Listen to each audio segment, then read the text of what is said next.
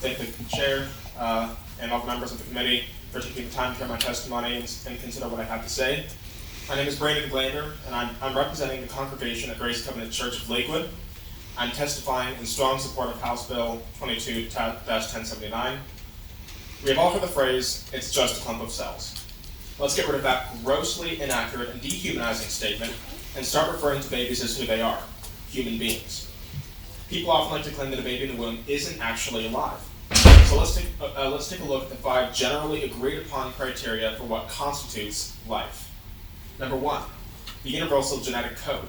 A baby in the womb at any stage of his or her development has a unique genetic code that was passed down from his or her parents, and from the moment of conception, the baby's hair color, eye color, height, and gender are all determined. Number 2, obtain and use energy. In the womb, developing babies get nutrients and energy from the mother's placenta. They use the energy they get to kick, move around, and even make facial expressions. Number 3, the ability to reproduce. All living beings are, in principle, capable of reproducing at some point in their life. Babies in the womb are no exception. Just as her parents conceive and bore a child, the precious baby in the womb will grow up and be able to conceive their own child. Number 4, respond to the environment. Babies, just like every other living being, are able to react to and respond to the world around them. Evidence shows that a baby is able to recognize and distinguish his or her mother's voice from other people's voices. In one scientific study, patterns of light were shown to babies in the womb, and it was found that the babies were twice as likely to turn their heads towards the light patterns that resembled faces than they were to turn their heads towards the non-face-like patterns. You want to know what else babies in the womb respond to? Being killed. When the abortionist inserts the suction catheter, clamp, or whichever other instrument of death they happen to be using in order to kill their victim, the baby moves away. He or she tries to escape. This has been recorded on the ultrasounds of abortions.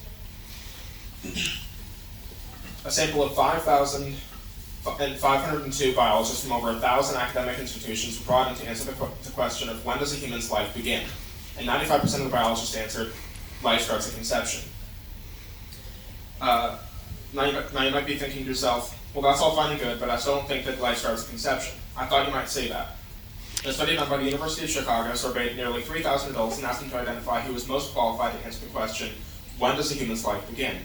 81% of surveyed participants answered biologists. So it's clear that these children deserve the right to life.